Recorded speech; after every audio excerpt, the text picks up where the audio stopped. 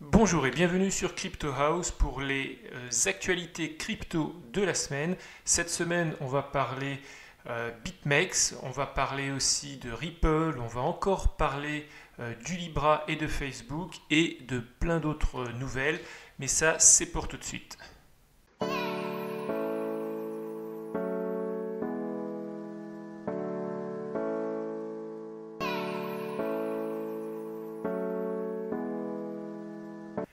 Avant de démarrer l'actualité, je voudrais vous rappeler que j'ai ouvert une chaîne Twitter, ça s'appelle Crypto House Danny, sur laquelle il y a des informations qui ne sont pas forcément dans les vidéos et aussi les airdrops pour les avoir en avant-première. Ils sont d'abord publiés sur la chaîne Twitter.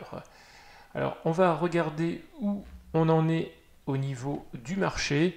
On voit que là, on est un petit peu remonté aujourd'hui. On est remonté à 285 milliards, ça fait plaisir. On voit que là, sur la journée, il y a beaucoup de vert. Un Bitcoin qui remonte avec plus 5% à 10 540 $. Un Ethereum qui remonte à 220 $, etc., etc. J'ai vu qu'il y avait quelques belles progressions, dont notamment dans le top 20, on a Tezos avec ici plus 15, presque 16%. Et j'ai regardé tout à l'heure, on a un Tezos qui, sur la semaine, a fait quasiment 42%. Donc félicitations, si vous avez du Tezos, c'est pour vous une semaine exceptionnelle.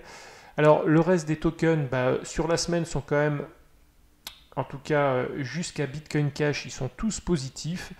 Après, on a quand même un petit peu de rouge et puis ça devient ensuite, j'allais dire mitigé. Non, c'est quand même plus une semaine de baisse qu'une semaine mitigée. Alors si on regarde maintenant ici au niveau du graphe du Bitcoin. Alors en bas à gauche, on était en mai ici à ce niveau-là, donc avant le premier pump qu'on a eu depuis mai, donc on était à peine à 4 357 $. On est monté jusqu'à 13 800 $. Et ensuite, depuis, si on regarde, ça ce sont des bougies à une journée, on voit qu'on est sur une tendance plutôt, on voit dans ce cône à la baisse, sauf que depuis 2 jours, si on zoome ici sur les deux dernières candles, les deux dernières bougies, on est sorti de ce cône, de ce pattern, et ce qu'on espère, c'est qu'on va remonter au-dessus ici de ce plafond que j'ai mis à 11 700 à peu près dollars. Donc on va voir dans les prochains jours si on arrive à remonter comme ça ou alors on redescend sur la tendance baissière. En tout cas, j'ai voulu en savoir plus sur les phénomènes qui font qu'en ce moment le marché baisse et je suis tombé sur pas mal d'articles qui se recoupent. Et donc déjà, il faut rappeler que d'abord c'est un marché qui est malheureusement pas protégé des manipulations de prix des gros investisseurs et des traders. Et dans cet article ici, on a Nicolas Merten qui est un analyste crypto qui analysait ce qui se passe en ce moment. Donc il dit que les traders d'abord, ils ne s'intéressent pas à nous, ils veulent juste faire du profit en jouant avec les faiblesses du marché qui est très volatile, qui est encore petit et qui est non régulé. Donc il dit qu'il suffit d'avoir beaucoup de Bitcoin pour manipuler le marché. Alors il manipule le marché du Bitcoin comptant, puis il s'amuse à trader sur d'autres exchanges comme BitMEX, Bybit, qui sont des exchanges avec des leviers x10, voire même parfois beaucoup plus. On a BitMEX qui monte jusqu'à des leviers x100. Alors ce qu'ils font, c'est qu'ils vendent sur 2 ou 3 exchanges des grosses quantités de Bitcoin. Alors là, on ne parle pas de milliers de Bitcoin, on parle plutôt de millions de dollars en Bitcoin. Et petit à petit, ce qu'ils font, c'est qu'ils absorbent tous les ordres les uns derrière les autres, donc ce qu'on appelle le carnet d'ordre, et ce qui fait baisser rapidement le marché, et ça sur plusieurs exchanges en parallèle, et c'est parfois même amplifié par la peur d'un nouveau crack, et aussi c'est souvent alimenté par les médias. Mais eux, ce qu'ils font, c'est qu'en parallèle, ils utilisent donc des positions avec des leviers sur BitMEX, donc je vais vous montrer un peu le site de BitMEX. Et donc ils utilisent par exemple des leviers x10, qui veut dire qu'ils négocient 20 fois leur capital. Donc même s'ils font des pertes d'un côté, parce qu'ils vendent au fur et à mesure, en faisant baisser le marché, de l'autre côté, comme ils ont des leviers x10, x20, ils gagnent de l'autre côté beaucoup plus parce qu'ils sont sûrs que le prix va baisser. Alors, en tout cas, donc, à court terme, pour l'instant, ils arrivent à faire baisser le marché, mais ce que dit donc Nicolas Mertens, c'est que quand même sur le moyen terme, sur le long terme, avec la demande en Bitcoin des institutionnels et des petits investisseurs, ça va quand même pousser le marché à la hausse. Il faut juste être un petit peu patient. On continue avec BitMEX parce qu'ils sont sous investigation du CFTC, donc qui est le Commodities Future and Trading Commission, car normalement BitMEX est interdit aux citoyens américains, mais la seule mesure qu'ils ont prise, c'est bloquer les adresses IP. Et donc, avec un VPN par exemple, ça n'empêche pas des Américains de trader sur BitMEX, qui est formellement donc interdit, en tout cas ce qui leur a formellement été interdit, puisqu'ils ne sont pas enregistrés aux États-Unis. Je crois qu'ils sont enregistrés, si je ne me trompe, ils le disent dans l'article quelque part dans les Seychelles. Et donc, ils n'ont pas le droit normalement de servir des citoyens américains. Et autre chose, c'est que depuis le début de l'enquête, il y a donc leur CEO, donc Arthur Hayes, qu'on voit ici en photo, qui n'a plus sorti de tweet. Alors, normalement, il sort des tweets comme ça tous les jours, plusieurs fois par jour, et il est resté silencieux pendant 15 jours. Et hier, il a sorti un tweet, donc pendant 15 jours, il n'a rien dit, et il a juste sorti un tweet en disant qu'il est en train de trader dans la jungle sur un yacht et il donne rendez-vous en septembre.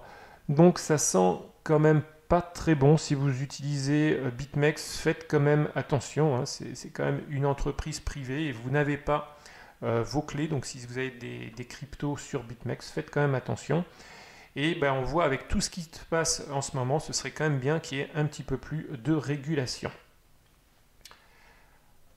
Alors, on continue, si j'arrive à trouver, voilà, avec l'article suivant. Donc ici, on a la SEC, donc Security Exchange Commission, donc des États-Unis, qui envisage au travers de fournisseurs de services de faire tourner des nœuds Bitcoin, Ethereum, mais aussi Bitcoin Cash, Stellar, Zcash, EOS, Neos et XRP.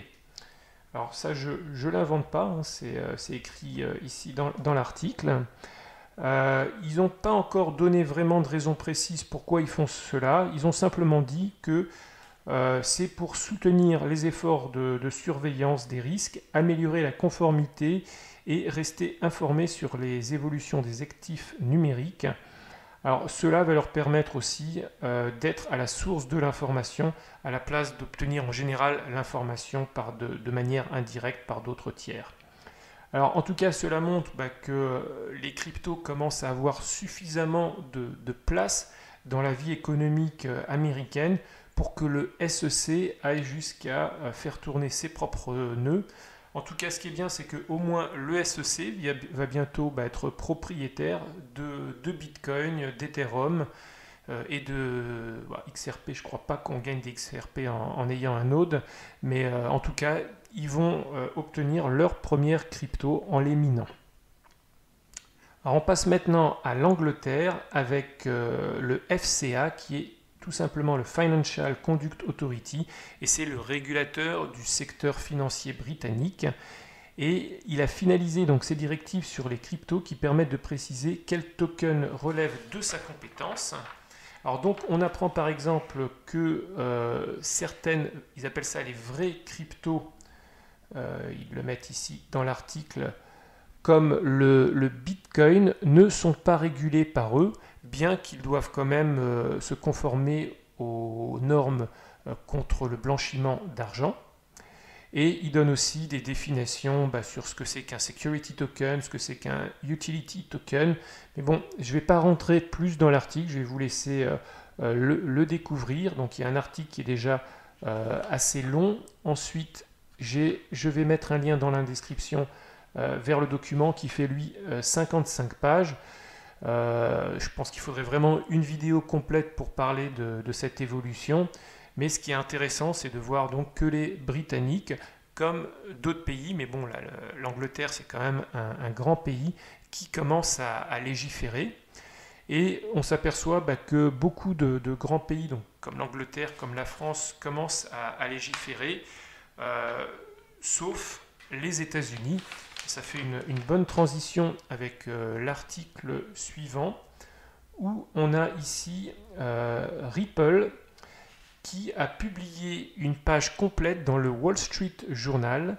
Et cette pub, c'est en fin de compte une lettre ouverte pour demander aux législateurs du Congrès américain de reconnaître le potentiel de la blockchain et de la crypto-monnaie pour stimuler l'économie américaine et le dollar. Et c'est une lettre qui est tout simplement signée par Brad Garlinghouse, qui est le CEO de Ripple. Alors dans l'article, voilà, on voit ici une photo de la publicité qui a été publiée. Et ici, on a le texte. Alors, le texte, je vais vous le traduire.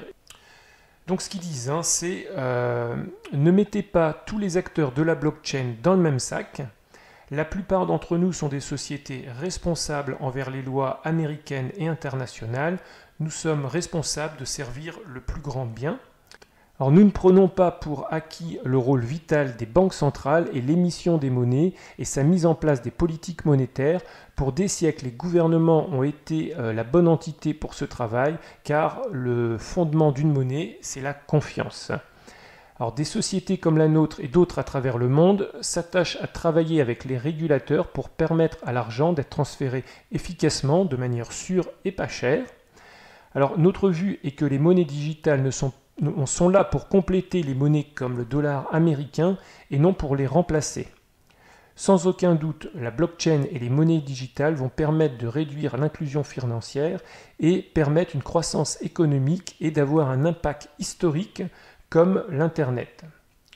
Alors comme c'est le cas avec l'Internet, les États-Unis ont une chance de montrer le chemin en nourrissant l'économie tout en préservant la vie privée et la stabilité.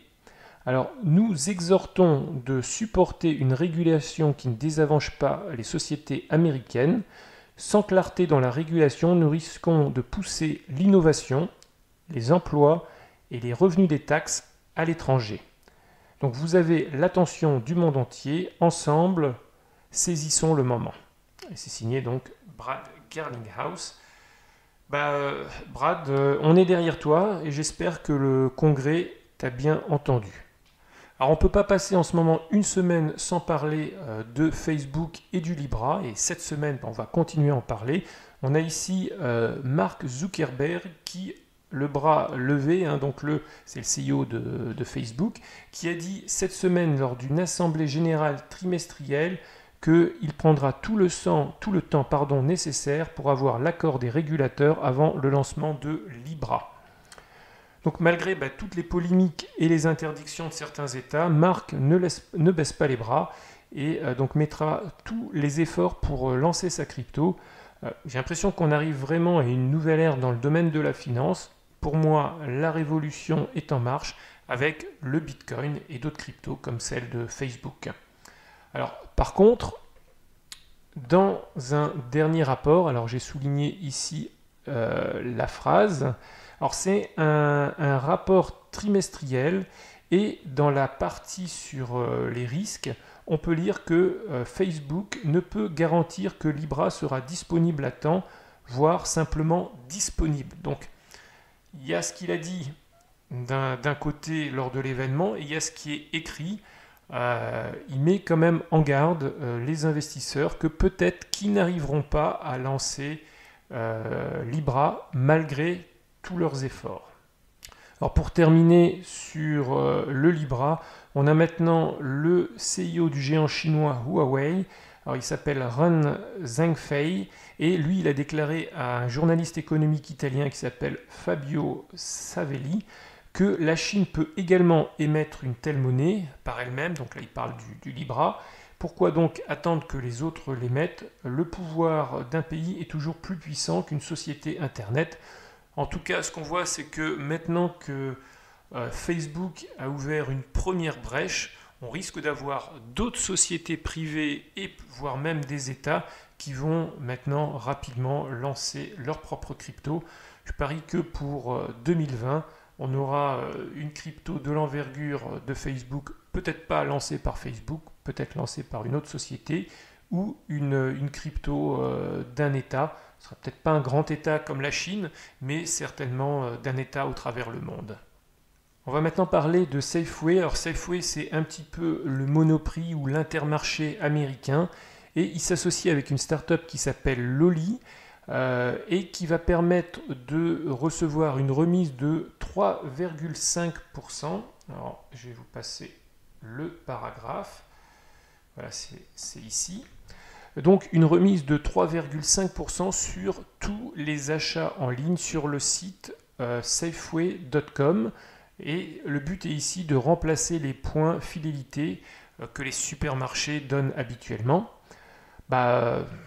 Je trouve que c'est une bonne initiative, hein, à quand Auchan ou Carrefour qui fassent la même chose. En tout cas, c'est avec des initiatives comme ça qu'on arrivera à démocratiser les cryptos, et ici notamment le Bitcoin, donc chapeau Safeway.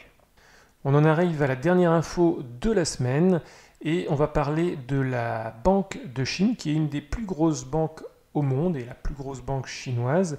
Ils viennent de rajouter une page sur un site consacré à l'international. On voit ici Bank of China International. Alors c'est tout en chinois, mais on peut quand même voir, quand on regarde les petits dessins, ici il parle du Bitcoin.